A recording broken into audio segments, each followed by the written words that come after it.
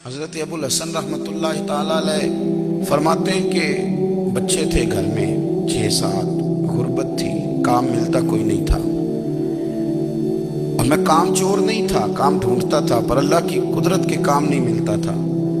فرماتے ہیں کہ میں نے ایک دن اپنی اہلیہ سے کہا کہ آج میں پھر جاتا ہوں کام ڈھونڈنے، تو میری بیوی بڑی فرما بردار تھی، پر اس دن نہ غربت کے ہاتھوں تنگ آ کے کہنے لگی آج نانا کوئی تو چیز لے کے آیا، تو مجھ سے بچوں کی بھوک نہیں دیکھی جاتی، یہ سب روگاں دا روگ محمد جس دا نام غریبی، کنڈ بلا کے لنگ جاندے نہیں دوست یار قریبی، آج نہ کچھ لے کے آیا تو میں بچے لے کے چلی جاؤں گی۔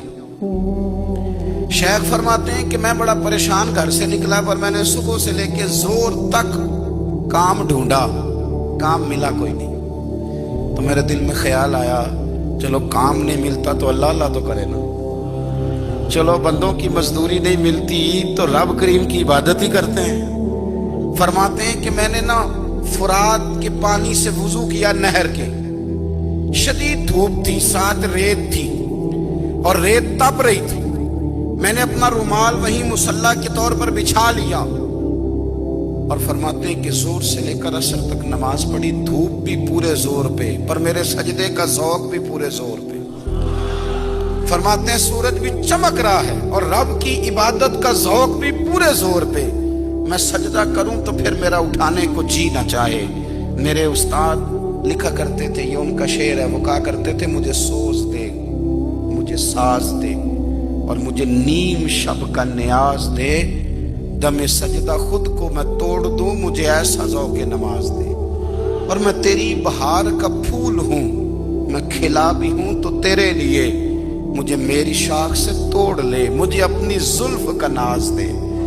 بھائی فرماتے ہیں کہ عصر تک میں نے نفل پڑھے، دل ڈھلنے لگا، عصر کی نماز پڑھی اور میں وہاں سے چلا۔ اب میں جب نکلنے لگا تو دل میں خیال آیا کہ چھوٹی چھوٹی دیواریں ہیں گھر کی، بغیر کچھ لیے جاؤں گا تو بیوی دور سے دیکھے گی تو شور کرے گی کہ پھر خالی ہاتھ آ گیا ہے۔ کہتے میں نے اپنے اسی رومال میں جس میں میں نے نماز پڑھی تھی نا، رومال میں کی آخی دے پنجابی جو صافہ کہتے ہیں، اسی میں نا میں نے کچھ ریت بھر لی کہ وہ دور سے دیکھے گی تو سمجھے گی کچھ لے کے آیا ہے، چلو جا کے اسے بتا دوں گا کہ آج پھر مزدوری نہیں ملی۔ کہتے ہیں وہ ریت لے کر جب میں گھر میں گیا تو پہلے بیوی دروازے پہ کھڑی ہوتی تھی، پوچھتی تھی خالی ہاتھ آ گئے ہو؟ آج میں نے دیکھا تو ہے ہی کوئی نہیں۔ فرماتے ہیں میں اندر داخل ہوا، سلام لیے، کونے میں نے وہ رومال رکھ دیا اور میں نے آواز دی کہ بھلی مانس کہاں ہو؟ تو وہ کہنے لگی آپ منہ ہاتھ دھو لیں، میں روٹی لے کے آئی۔ میں نے کہا روٹی کہاں سے آ گئی؟ یہاں تو کئی دنوں کے فاقے، تو کئی دنوں کی غربت ہے، یہاں تو اس گھر میں تو فقیری ہے۔ فرماتے ہیں کہ وہ روٹی لے کے آئی اور اس وقت کی جو موجودہ نعمتیں تھیں، سمجھ لیں سلاد، اچار، ہر چیز ساتھ لائی۔ میں نے کہا کہ بچے کہاں گئے؟ کہنے لگی وہ کھانا کھا کے کھیلنے گئے، آپ کھانا کھا لیں آ جاتے۔ کھانا اس نے چن دیا۔